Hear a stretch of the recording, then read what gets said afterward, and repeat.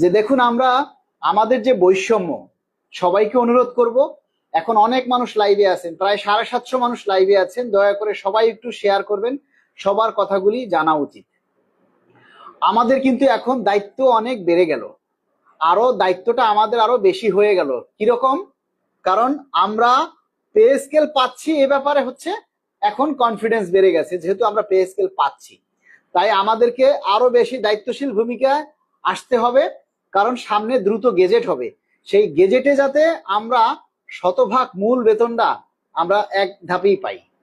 এখন দেখেন, কিছু বৈষম্যের কথা তুলে ধরি। আমাদের বৈষম্য কমানোর জন্য আমরা দুইটি পে স্কেলের সমন্বয় সর্বনিম্ন 35,000 টাকা দাবি করেছিলাম 1:4 অনুপাতে, এবং সর্বোচ্চ বলেছিলাম 1,40,000 টাকা। গ্রেড সংখ্যা কমিয়ে 12টা আনার দাবি জানিয়েছি।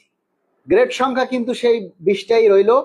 1:4 অনুপাতকে বাদ দিয়ে 1:8 অনুপাতে আমাদের সেই 35,000 টাকে কমিয়ে 20,000 টাকায় নিয়ে আসলো। আর আমাদের প্রস্তাবিত 1,40,000 টাকে বাড়িয়ে সেটাকে 1,60,000 টাকা করা হলো। তাহলে কি বৈষম্য কমানো হলো নাকি বাড়ালো হলো? এখন আমার স্কেলটা, সর্বনিম্ন স্কেল আপনি যতই করেন, সেই অনুযায়ী আপনি যদি অনুপাত বাড়িয়ে আপনি যদি সেই উপরেরটা অত বেশি বৃদ্ধি করেন, তাহলে বৈষম্য তো কমবে না। বৈষম্য কমবে যখন এই একটা গ্রেড থেকে আর একটা গ্রেডের পার্থক্যের মধ্যে একটা সমতা থাকবে। আপনি নিচের গ্রেডের পার্থক্যগুলো কিন্তু দেখবেন সেই 300, 500, 400 এটাই রয়ে গেছে, কিন্তু উপরের দিকের যে 500 পার্থক্য, 4,000, 5,000, 8,000, 10,000, 15,000 এইটাই রয়ে গেছে। অর্থাৎ বৈষম্য কিন্তু কমেনি। আর যেহেতু 11 বছর পর পে স্কেল হচ্ছে, আপনারা জানেন যে 2015 সালের পে স্কেল এক ধাপে বাস্তবায়ন হয়েছিল এবং 1 জুলাই থেকে কার্যকর ছিল এবং 15ই ডিসেম্বর প্রজ্ঞাপন হয়েছে। আবার 15ই ডিসেম্বর থেকে জুলাই 1 পর্যন্ত 6 মাসের বকেয়াটা কিন্তু ধাপে ধাপে দিয়েছিল। 2009 সালে 2 ধাপে পে স্কেল বাস্তবায়ন করেছিল, প্রথম ধাপে মূল বেতন, দ্বিতীয় ধাপে অন্যান্য ভাতা।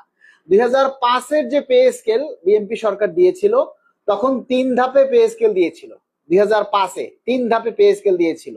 প্রথম ধাপ জানুয়ারি থেকে 75%, দ্বিতীয় ধাপ জুলাই থেকে, পরবর্তী 5 জুলাই থেকে আপনার বাকি 25%, এবং তার পরবর্তী 2006 সালের জুলাই থেকে অন্যান্য যে ভাতা সেগুলি কার্যকর করেছিল। মানে 1.5 বছরের ভিতরে 3টা ধাপ কমপ্লিট করেছিল। কিন্তু 2005 এবং 2015 এই 3টা পে স্কেল গড়ে আপনার 5 বছর পর পর হয়েছে। তখন কোনো এই দ্রব্যমূল্য এত বেশি ছিল না, তখন এত আন্দোলন ছিল না, কিন্তু পে স্কেল হয়েছিল নিয়মতান্ত্রিক ভাবে। কিন্তু 11 বছর পর আজকে 2026 সালের যে পে স্কেলটা হতে যাচ্ছে, সেটা কিন্তু 11 বছর পর হচ্ছে। সুতরাং এই 11 বছর পরের পে স্কেল আপনি ওই 2009, 2005 বা 2015 সাথে কম্পেয়ার করলে হবে না। এই 11 বছরের মধ্যে যদি আমরা 2টা পে স্কেল পেতাম, তাহলে আমাদের এত আপত্তি থাকতো না, এত কমপ্লেইন থাকতো না। যেহেতু 2টা পে স্কেল আমরা পাইনি, এর মধ্যে দ্রব্যমূল্য বেড়েছে, ক্রয় ক্ষমতা করেছে, মূল্যস্ফীতি বেড়েছে।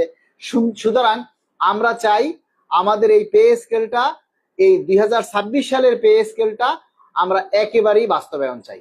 এক ধাপে সমস্ত কিছু আমরা এক ধাপে বাস্তবায়ন চাই।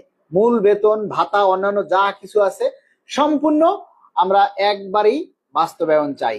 কিন্তু দ্বিতীয় প্রস্তাব হচ্ছে, যেহেতু আমরা সরকারের অংশ, আমরা যেহেতু প্রজাতন্ত্রের কর্মচারী, রাষ্ট্রের নাগরিক, সেই হিসেবে রাষ্ট্রের কথা আমাদেরকে ভাবতে হবে।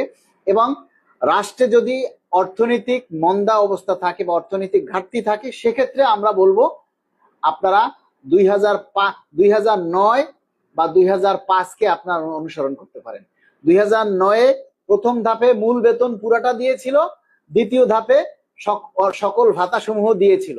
আর 2005-এ সেটা আপনারাই, তখন বিএনপি সরকারই ছিল, আপনারা প্রথম ধাপে প্রথম বছর বেসিকটাকে ভেঙে, অর্থাৎ 75% জানুয়ারিতে আর 25% দিয়েছিলেন পরবর্তী 6 মাস পরে। মানে 1 বছরের ভিতরেই আপনারা মূল বেতনটাকে কার্যকর করেছেন এবং পরবর্তী জুলাইতে অন্যান্য ভাতাগুলি দিয়েছেন। তো আমরা মনে করি আমাদের দ্বিতীয় প্রস্তাব হিসেবে আমরা চাই প্রথম ধাপে মূল বেতন একেবারেই একবারে চাই, এক্ষেত্রে কোনো কম্প্রোমাইজ নাই। মূল বেতন ভেঙে পে স্কেল বাস্তবায়নের ক্ষেত্রে কোনো আপোষ নাই। আমরা চাই প্রথম ধাপে যাতে মূল বেতনটা একবারে বাস্তবায়ন করা হয়। ভাতাগুলি আপনারা যেভাবে খুশি সেভাবে দেন, সেখানে আমাদের কোনো আপত্তি নেই। আমরা সরকারের কাছে দাবি একটাই, আমরা প্রথম ধাপে 100% মূল বেতন একবারে বাস্তবায়ন চাই।